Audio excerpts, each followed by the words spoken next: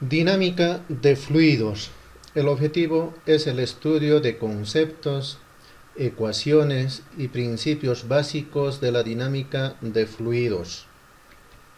Para el estudio de este tema, debemos conceptualizar algunos términos relacionados con la dinámica de fluidos. Entre ellos tenemos flujo. Para ello vamos a observar esta animación en el que se mueve de un punto a otro con cierta facilidad las moléculas de este fluido o las partículas. Si nos fijamos, un punto de ellos se mueve con cierta velocidad y en ese punto de encollamiento va aumentando la velocidad. Pero ¿qué ocurre? Cuando cada una de las partículas se mueve con cierta facilidad de un punto a otro, a ello lo llamamos flujo. Al moverse de un punto a otro con cierta facilidad, pareciera que cada uno de ellos trazan un camino imaginario. A ese camino imaginario que trazan cada uno de ellos lo llamamos línea de corriente, y en esta figura se observa varias líneas. Ellos representan a las líneas de corriente. Vamos a observar una pequeña parte de estas líneas de corriente y vamos a agrandar. Y ahí observamos que fluyen líneas de corriente a través de esta superficie, y la velocidad se representa con color azul, y cada uno de ellos son tangentes a esta curva, a la curva de la línea de corriente. Durante el flujo de un fluido existen varios tipos de flujo. Entre ellos tenemos en función de las diferentes variables, en este caso en función de la velocidad lineal, en función de la velocidad angular, en función de la densidad y rozamiento. En función de la velocidad lineal se tiene flujo estacionario y flujo no estacionario. En función de la velocidad angular, flujo irrotacional y flujo rotacional. En el flujo irrotacional, las moléculas del líquido describen una línea recta, no se intersectan entre líneas de corriente, mientras cuando el flujo es rotacional existe velocidad angular, luego el fluido va rotando. En función de la densidad tenemos flujo compresible y flujo incompresible. Flujo compresible generalmente se refiere al flujo de los gases en el que la densidad va variando, mientras el flujo incompresible está relacionado generalmente con los líquidos, en donde se considera incompresibles. Luego tenemos en función al rozamiento flujo viscoso y flujo no viscoso, o sea, ausencia de rozamiento, mientras flujo viscoso sí existen fuerzas de rozamiento tangenciales entre las distintas capas del fluido. El flujo vamos a clasificar en dos grupos. Entre ellos tenemos flujo laminar y flujo turbulento. En esta animación se observa en la parte superior flujo laminar y en la parte inferior flujo turbulento, en donde el flujo es caótico. En esta parte vamos a observar como una especie de líneas de color azul, los cuales representan al flujo laminar. En este caso, el fluido fluye como una especie de capas, en donde las líneas de corriente no se intersectan para nada. Mientras en el flujo turbulento, como en este caso, existe una especie de remolinos, existe velocidad angular y el flujo es caótico. A ello lo llamamos flujo turbulento, por ese hecho de que existe rotación de sus moléculas. Y eso es lo que se observa en esta animación. En general, para estudiar dinámica de fluidos, vamos a considerar tres casos. Entre ellos, líquidos incompresibles. 2. Despreciable las pérdidas de energía, o sea, no vamos a considerar las pérdidas de energía, ya sea por cualquier motivo. 3.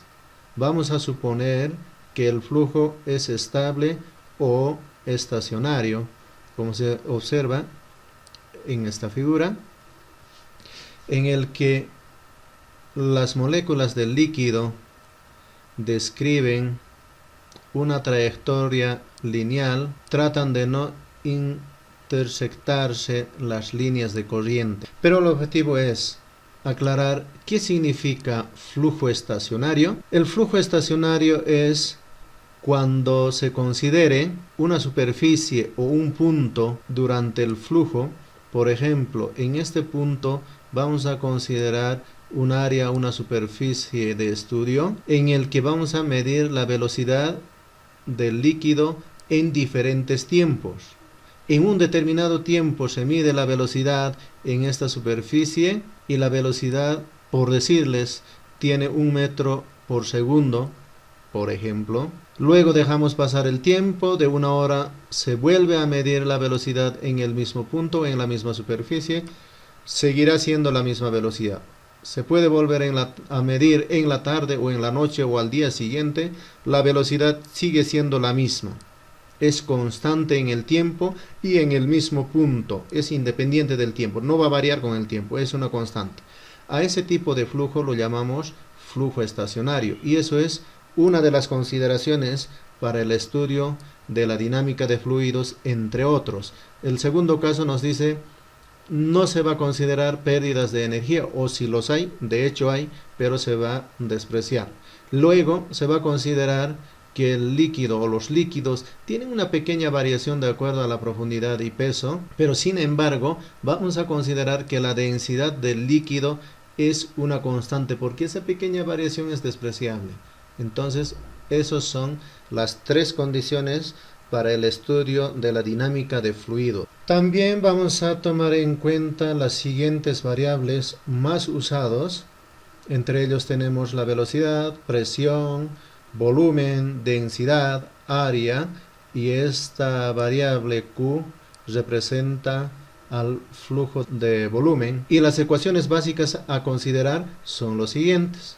Entre ellos, ecuaciones de flujo, principio de conservación de masa, principio de conservación de energía. Estos representan a las ecuaciones básicas de la dinámica de fluido. Las ecuaciones de flujo son los siguientes. El primero de ellos es flujo de volumen, conocido también como caudal, gasto o tasa de flujo, al cual vamos a simbolizar con la letra Q.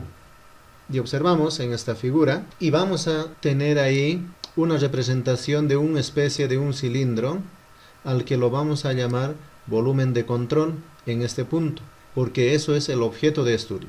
Si eso es el volumen de control, lo que nos interesa es qué es lo que pasa ahí durante el flujo. Tenemos volumen de esa sección considerado, o lo vamos a considerar como si fuera un cilindro, aunque no lo es a simple vista, pero lo vamos a considerar como si fuera un cilindro.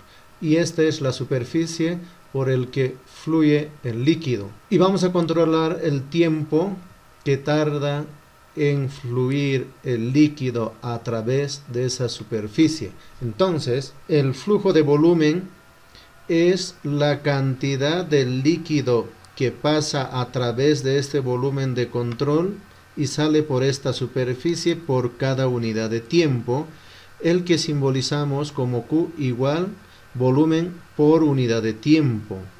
Si esto fuera un cilindro, el volumen sería la superficie transversal, que es esta, por la longitud de ese cilindro, lo cual tenemos ahí, el volumen es área por la longitud.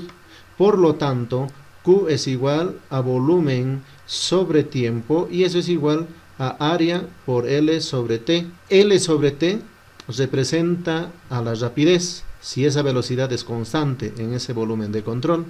L sobre T es la rapidez, entonces vamos a tener al final Q como área por la rapidez. En conclusión, el caudal es igual al área por la velocidad o volumen sobre tiempo. El flujo de masa es la cantidad de átomos o moléculas que atraviesan a través de ese volumen de control por esta superficie transversal por cada unidad de tiempo. Y al flujo de masa vamos a simbolizar con m sub t minúscula. Y esto sería m sub t igual a masa sobre tiempo. Sin embargo, la masa está relacionada con la densidad y la densidad es masa sobre volumen. De ahí despejamos la masa y esto será igual densidad por volumen y el volumen es área por la longitud. Entonces vamos a tener la masa como densidad por área por la longitud. Por lo tanto, el flujo de la masa es igual a la masa sobre tiempo, igual a la densidad por área por L sobre T, lo cual es ρ por Q, porque AL sobre T es flujo de volumen y nos quedaría la densidad. Entonces, en conclusión, el flujo de masa es igual a la densidad por el flujo de volumen, o también podemos escribir o denotar como masa sobre tiempo. Si interviene la gravedad en este caso, tendremos flujo de peso. Y el flujo de peso vamos a simbolizar con W mayúscula sub T, el que será igual al peso W sobre T. Pero el peso es igual a la masa por la gravedad y la masa es igual a la densidad por área por la longitud, y al final vamos a tener densidad por gravedad es peso específico y apuntamos ahí o representamos con gamma el peso específico, A por L. Si esto es el peso, reemplazamos en la ecuación del flujo de peso y eso sería flujo de peso igual a peso específico por el área por la longitud sobre tiempo igual al peso específico por flujo de volumen. Nos fijamos, en conclusión vamos a tener que el flujo de peso es igual al peso específico por caudal. Y recordemos, flujo de volumen es volumen sobre tiempo o área por rapidez. Flujo de masa es igual a la masa sobre tiempo o densidad por flujo de volumen.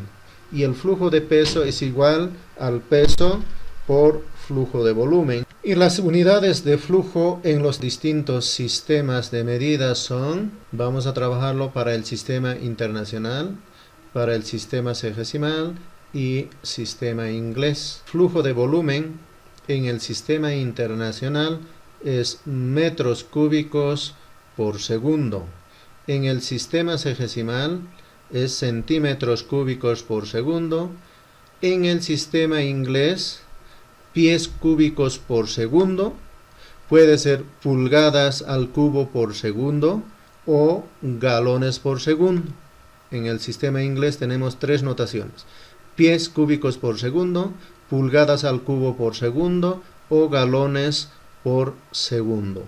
Flujo de masa en el sistema internacional es kilogramos por segundo, en el sistema sexagesimal gramos por segundo y en el sistema inglés slugos por segundo.